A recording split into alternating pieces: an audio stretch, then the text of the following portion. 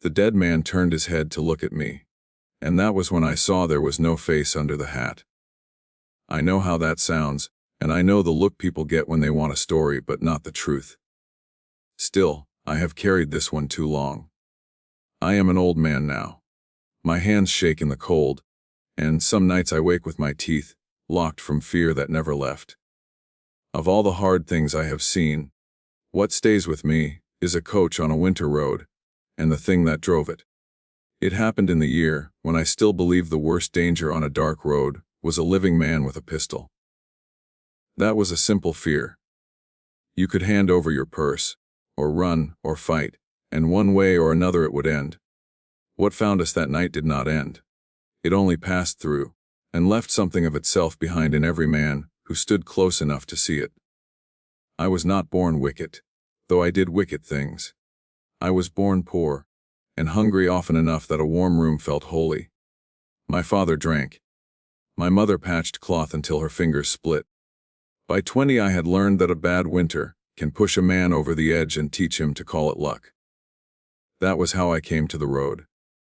A missed meal here, a promise broken there, a friend hanged, a lie told often enough that it sounded like my own voice. There were 3 of us then. I will not give their names. One was older than me by a few years, broad in the chest and slow to speak, with a scar by his ear and a laugh like a cough. The other was hardly more than a boy, quick with his hands and quicker with his grin. We trusted one another in the way wolves trust, which is to say only until the meat appears. Still, there was warmth between us. We shared boots when leather split, saved crusts for the hungriest, and took turns watching while the others slept. Wicked men are still men. That may be the saddest truth I know. I remember the hours before it happened more clearly than whole years of my life. The air had teeth in it. Frost silvered the ruts in the road and made every pool look like black glass. We had taken shelter in a shallow hollow near an old stand of ash. There we kept the horses quiet and our cloaks tight, waiting for a coach we had been told would pass after moonrise, carrying a merchant with strong boxes under the seat. We heard of it from a groom behind an inn yard, a man who wanted coin more than loyalty. He swore the coach would be plain, dark painted, with 2 lamps and 4 bays in harness. He swore the guard had gone lame, and there would be only the driver and 1 servant besides the merchant. Easy work, he said. Easy money. Men say easy when they want to sell you your own death. I should have left then. Every part of me knew it. But I stayed. The road stayed empty so long that our waiting began to feel foolish. We stamped our feet, rubbed the horses' noses, and listened to dogs far off and doors slamming in hidden cottages. The boy said the world was only trying to scare us from our wages. The older one spat and said the world did not try. It simply did. I said little. I felt, small as a splinter, that we were not the only things awake out there. The moon showed itself and hid again behind cloud, so the land seemed to breathe. One moment the fields shone pale and wide, the next they were gone.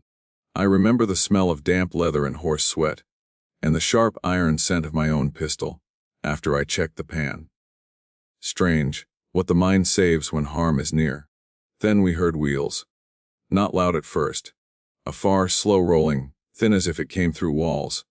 All 3 of us looked to the road at once. Our horses raised their heads. The older one nodded to me and pulled his scarf up over his mouth. The boy lost his grin. We led our mounts closer to the bank, ready to spring out when the coach reached the narrow stretch between the ash trees and the ditch. The sound came on. Wheels, harness, the dull beat of hooves. But something was wrong with the beat. 4 horses ought to strike the road with a full, busy rhythm. What came to us was too neat, too even. It was like hearing one horse speak with 4 mouths. I peered along the road and saw the lamps first, small and yellow, wavering through the dark like candles carried in deep water. Then the coach itself rolled into view. It was plain, just as we had been told, dark painted, square built, no crest on the door, no bright trim to catch moonlight. 4 bays pulled it. A single figure sat on the box in a long coat and wide hat. At a glance there was nothing strange about it. Yet the moment I laid eyes on it, the hair on my neck rose so sharply it hurt. The horses never steamed. That was the first wrong thing I could not fit into sense. It was bitter cold. Our own mounts breathed white clouds. We had watched those clouds all night. But the coach horses came on through the frost with dark, wet noses and empty mouths. Not a thread of mist from any of them. Their flanks moved. Their legs worked. The harness rang. Yet there was no steam. I almost said let it pass. But greed is a stupid master, and pride is worse. The older one muttered that cold air plays tricks.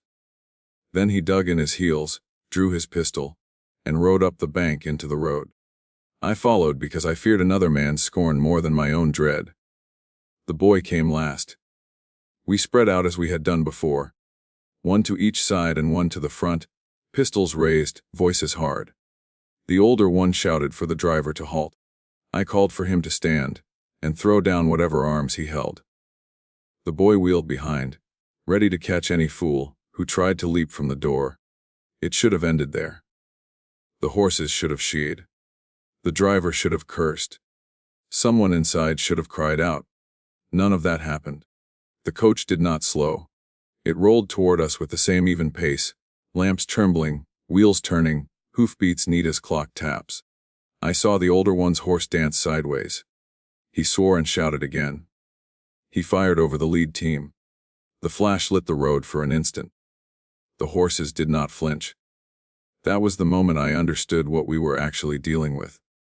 I rode straight at the team, meaning to seize the nearest bridle and wrench the whole rig across the road.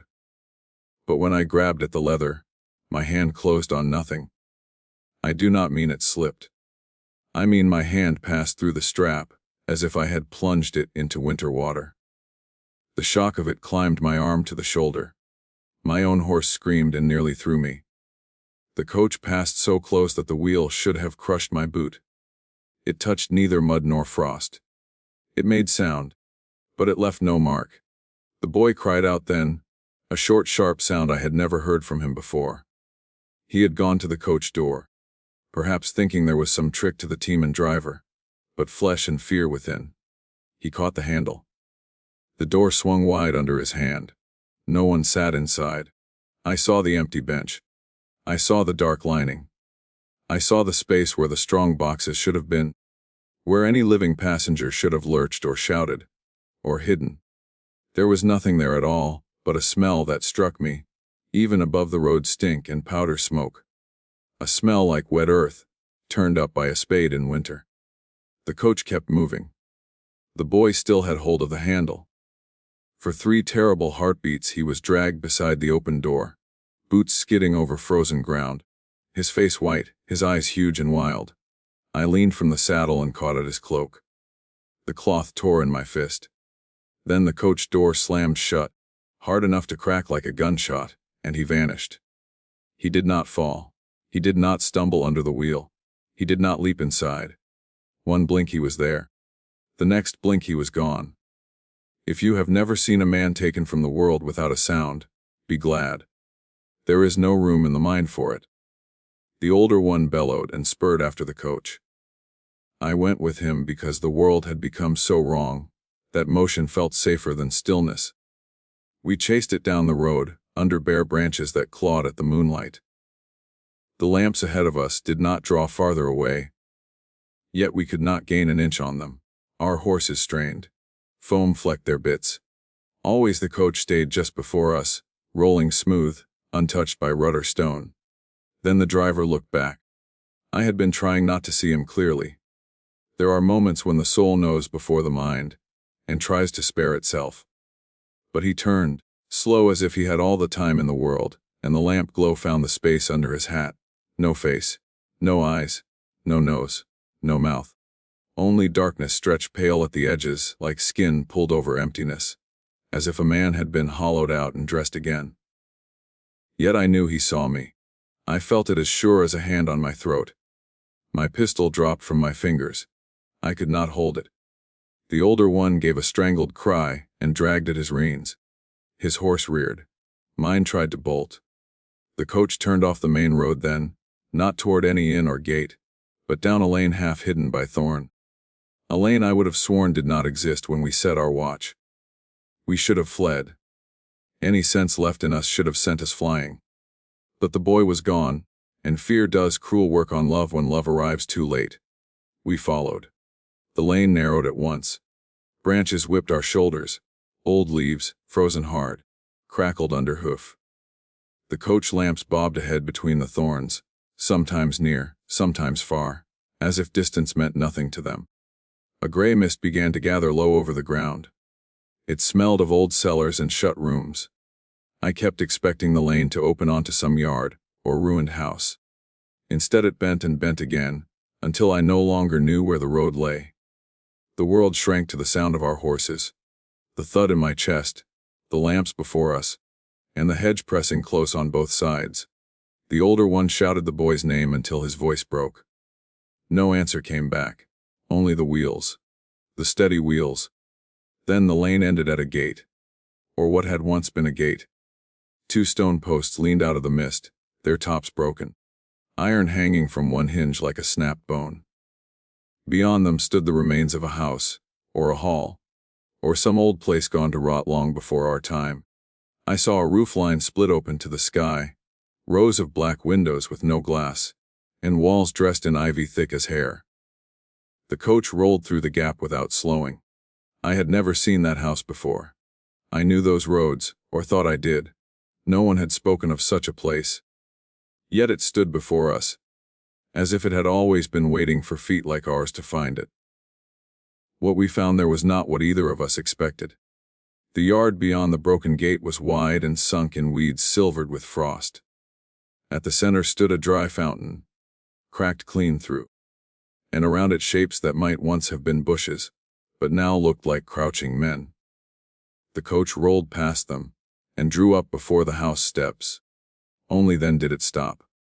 The sudden silence hit so hard my ears rang. The older one slid from his saddle before I could stop him. He was breathing in rough barks.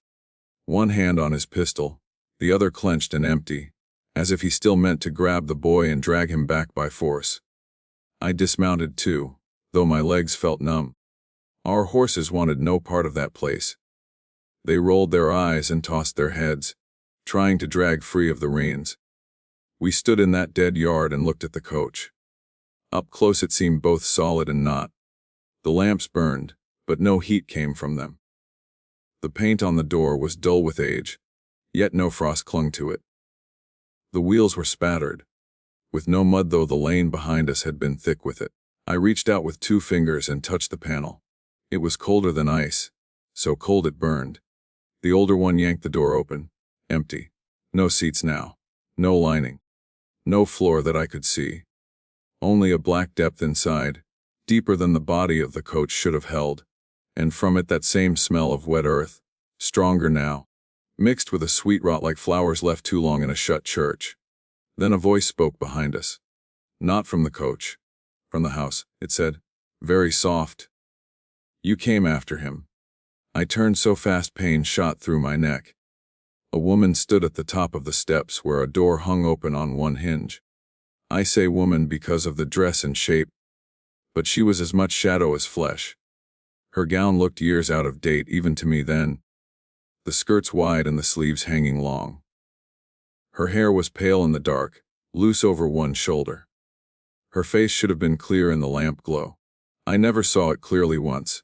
The older one raised his pistol toward her. His hand shook so badly that the barrel knocked against itself. Where is he? He said, though it came out like a plea. She looked past us, or through us, toward the road we had come by. Then she said, he is where all riders go when they follow too far. If she had screamed, if she had cursed us, if she had pointed a knife, I might have found some way to think her human. But she spoke like a tired hostess to guests, who had arrived late and dirty from the weather. That, more than anything, chilled me. The older one fired. The shot burst bright in the yard. Birds exploded from the roof. Smoke blew back in my face. She did not move. When the smoke thinned, she was still there, hands folded before her, head tipped a little, as if listening to music far away. Then she smiled. I could not see the smile with my eyes. I felt it. My skin knew it before my mind. The fountain behind us gave a low crack as ice split in its basin, and somewhere inside the ruined house a bell began to ring. 3 times. Slow, hollow, deep. The older one made a sound like a man choking. "Do you hear that?" he whispered. Of course I heard it. But what I did not tell him then was that I had heard that bell before. Not at the house. On the road. Just before we first saw the coach. Under the wheel sound and the hoofbeats. There had been 3 low notes. So faint I had taken them for iron in the harness. Now they rang again, filling the yard, sinking into my bones. 3 times. Then silence. The woman turned and stepped backward into the dark hall. She lifted one hand, not quite beckoning, not quite warning. Then she was gone. I should have left then. Every part of me knew it. But I stayed. The older one was already moving to the steps. Grief had hollowed him out and filled the space with rage. I caught his sleeve and told him we must go. Fetch men. Fetch light. Fetch a priest. Fetch anything but our own foolish souls. He tore free and said if the boy was inside, he would not leave him there. I saw in his face that he would strike me if I tried to stop him. I let him go alone for 3 steps. Then I followed, because if I had not, I would have heard those steps in my sleep all the same. Inside the air was warmer than the yard, but wrong. Close. It carried the smell of smoke long settled into stone, old wine dust, and something sharp beneath it, like pennies sucked between the teeth. A stair rose at the far end, doors lined both sides, and faded cloth hung on the walls where portraits might once have been. Yet when I touched the nearest wall, my fingers came away damp, as if the whole house sweated.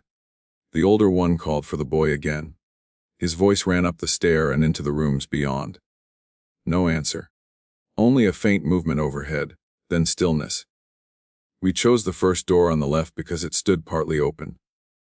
Inside was a dining room laid for supper. I know what I am saying. A long table. Candles burning low, plates set in pairs. Glasses with dark red wine shining in them. A loaf of bread torn open. A silver knife resting on a napkin, as if someone had just now laid it down. Dust covered none of it. The fire in the grate was low but alive. And every chair was empty. The older one stared, then crossed himself with a clumsy hand, though he had not shown religion in years. I moved to the nearest plate. Steam rose from the meat there. Real steam. Real heat. My stomach turned so hard I thought I might be sick into the hearth. On the wall above the hearth hung a mirror blackened with age. At first I thought the glass too dim to show anything. Then I saw our shapes in it, pale and bent in the candlelight. Beside us stood a third shape, small and narrow-shouldered. The boy. I spun around so fast I struck the table. No one was there. The older one saw it too. I know because I heard the breath tear out of him. When I turned back to the mirror, the third shape was gone. In its place, for the briefest blink, stood the driver from the coach, hat low, long coat hanging straight, no face beneath. The older one fired into the glass. It burst. The room went dark at once, all candles snuffed in the same instant. The fire died with a hiss. Somewhere above us, the bell rang again. 3 times. If you are still with me, stay with me now. Because this is where men like us begin to come apart. If stories like this get under your skin, stay close and come back for the next one. Because I would not ask you to sit with this if the end were easy. It is not. The older one seized my arm, so hard his nails bit through cloth. We stood in blackness thick as wool, hearing our own breath, and little else. Then from somewhere in the room came the sound of chewing. Slow. Wet. Close. I yanked my arm free and stumbled toward the door, hands out before me. My fingers found the frame. The older one was just behind when something brushed past my shoulder, quick as a rat but tall as a man. He shouted and fired again. The flash lit the room for a heartbeat. I saw the table full. Not empty now. Every chair held a figure in old clothes, heads bent over their plates, hands moving with knife and fork, eating in silence. At the head sat the pale-haired woman. At the far end sat the boy who had been taken from the road. His skin was gray. His eyes were open too wide, and he was chewing. Then the dark came back. The older one screamed the boy's name and rushed into the room. I heard a crash, a chair overturning, plates shattering. I called for him and got no answer but scuffling feet and that awful wet chewing, now from every side. I ran. I am ashamed of it, but there is no use lying now. I ran into the hall and struck the opposite wall so hard I bit my tongue. Blood filled my mouth. Behind me the older one cried out once, not a word, only pain. Then silence. I did not go back. Fear had me by the spine and was steering. I blundered along the hall with one hand on the wall, until I found the stairs. I thought height might mean an open room, a window, some way out. As I climbed, I became aware of another sound in the house. Hoofbeats. Above me. That made no sense then, and it makes none now. Yet I heard them overhead, 4 even sets, pacing slowly from one end of the upper floor to the other. With each pass the steps seemed to come nearer the stairhead. The horses never steamed. The phrase rose in my mind uncalled, and with it came the cold road, the empty coach, the missing boy. I knew then that the house and the coach were not separate things. One had only warned the other to fetch us in. At the top of the stair stood a long gallery, with doors on both sides, and tall windows at the end, though no moon showed through them. The first door gave under my hand. It was a child's room. Small bed, tiny shoes by the hearth, wooden horse on the floor, a doll with one eye.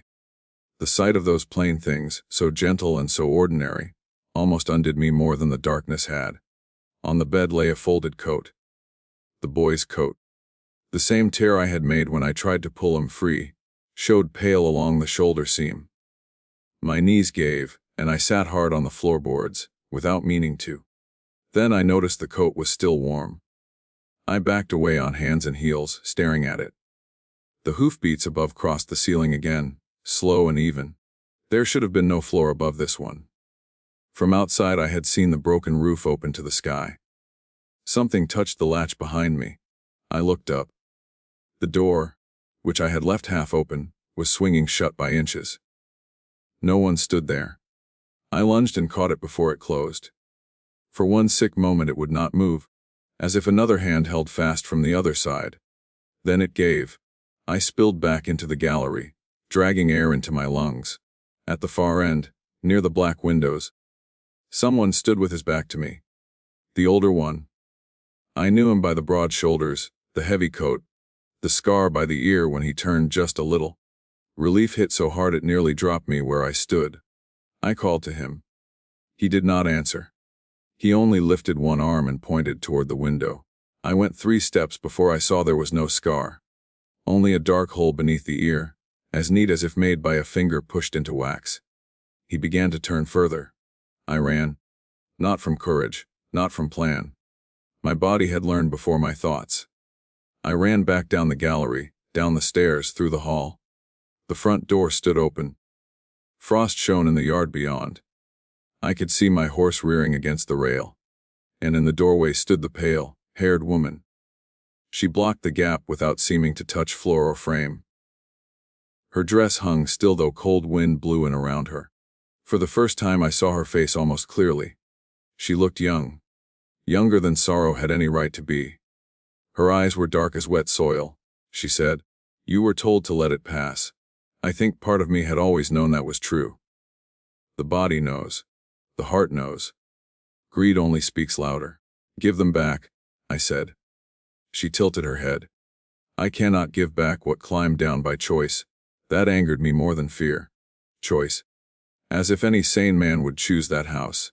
That coach that dark. I drew the knife from my belt, because my pistol was long lost, and because a knife, in a fool's hand, feels honest. I told her to stand aside. She looked almost sad then. "If I do," she said, "you will hear them call." Before I could answer, voices rose behind me. The boy first, then the older one, both calling my name from deeper in the house, not screaming now, but speaking in the tired, plain way men speak when they want a friend to come help move something heavy. The sound was worse than any cry. It had the shape of normal life. My hand shook on the knife. My feet moved before I knew it, one step back into the hall. The woman closed her eyes. Then my horse outside gave a terrible scream. That sound saved me. It broke the spell as a stone breaks still water. I saw all at once where I stood, what waited behind, and how thin the doorway was between one life and another. I lowered my shoulder and ran straight at the woman. I meant to strike. I swear I did. But when I reached her, the knife passed through her dress, as my hand had passed through the harness. Cold shot through me, deep and bitter. For a moment I was inside winter itself. Then I was out in the yard, falling to my knees on frozen weeds, gagging steam into the air. Real steam. Mine. I crawled to my horse, cut the rein loose with fumbling fingers, and dragged myself into the saddle. The animal bolted before I had both feet set. Behind us the bell began to ring. 3 times, then 3 more, then without pause, again. I looked back once. I wish I had not. The coach stood before the steps as before, lamps burning. On the box sat the faceless driver. In the doorway below him stood the pale-haired woman. At the coach window, where there had been no passenger, pressed 2 hands from within against the glass. One large, one small. Then the coach moved. Not toward me. Toward the house. It rolled up the steps as if they were level ground, and passed through the open door, without breaking wood or stone or lamp flame. The bell stopped. The yard went still. The ruin before me looked suddenly empty, old as any other broken shell left to ivy and weather. I rode blind for some part of the way back. Dawn found me by a ditch, half frozen, my horse lathered and shaking. Men from a farm took me in and thought me drunk or mad or both. By noon a party had formed, 6 men with ropes, lanterns, and guns, and I led them as far as I could remember. We found no lane. That is the truth. We found the ash stand, the ditch, the narrow stretch where we had waited, but no thorn lane, no broken gate, no house. The fields beyond ran open and bare to a line of trees. There was no mark of coach wheel, no churn of hooves beyond our own from the night before. Then one of the men called us over. At the roadside, half hidden in frosted grass, lay the boy's cloak, torn at the shoulder, just where I had caught it. A little farther on we found the older man's pistol, bent at the barrel as if it had been softened and twisted by a great heat. We found nothing else. You might think that would be the end of it. I tried to make it so. I stopped the work and kept to daylight roads. Yet the story did not stay behind. A carrier swore he had seen a dark coach at dawn, 4 bays in harness, no steam from their mouths. A widow spoke of bells over empty fields. A child said she had seen a pale lady by a ruined gate. Years later I went looking. Because age makes fools brave. I learned there had once been a house off that road. It had burned after a winter supper, with most of the household inside. Some said robbery. Some said revenge. Some said a mother waited for a coach that came too late, and waiting twisted into something that never stopped. The stories changed. 2 things stayed the same: bells where no bell stood, and warnings not to follow lights off the road. I never found the names. Maybe that is mercy. Names make grief too sharp. As for the 2 who were lost, I still hear them now, and then when the night is cold enough. Not often. Just once in a great while, before dawn, I wake certain that someone has spoken my name from the next room. The first voice is young. The second is rough with age and smoke. Neither sounds afraid. That is what hurts. They only ask easy as old friends, as if I have kept them waiting too long. I never answer. Once, many years after, I was riding home from a fair later than I should have been, though I had sworn off dark roads. Frost had silvered the hedges much as it had that first night. My mare slowed of her own will near an ash stand by a ditch, and every part of my skin went tight. Then I heard it. Wheels, far off, thin as a sound through walls. I turned my horse into the field and sat there shaking while the road lay empty before me. The sound drew near. Then 2 small yellow lights floated through the dark where the road bent. I did not look long. I lowered my head. I shut my eyes. I let it pass. The cold deepened. The hoofbeats neared. I heard the harness give a single soft jingle. I smelled wet earth, Winter soil newly opened. Something moved by me close enough that the air changed. And over all of it came the bell. 3 times. When the last note faded, the road was silent again.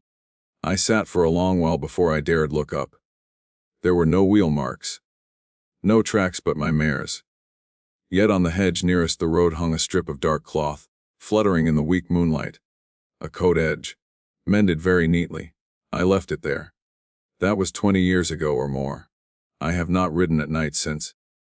I have not taken what is not mine. I have tried, in the small ways left to a man, to live clean enough that if something waits beyond this life, it may find one corner of me not wholly stained. Maybe fear made me honest at last. You may wonder why I tell this now. Because I am old. Because I am tired. But more than that, because secrets rot when they are shut up. I ask only this. If ever you are on a winter road, and hear wheels where no coach should be, do not chase them. Do not follow lights through a gate you have never seen by day. And if the horses pass you without a single breath in the cold, let them pass. Some nights, when the fire burns low, I think less about fear than about the boy's grin before the coach arrived. It was foolish and bright and alive. I think about the older one sharing his last crust without a word. Men can be cruel in 1 hour and kind in the next. That may be why this memory never left me. What was taken that night was not only flesh.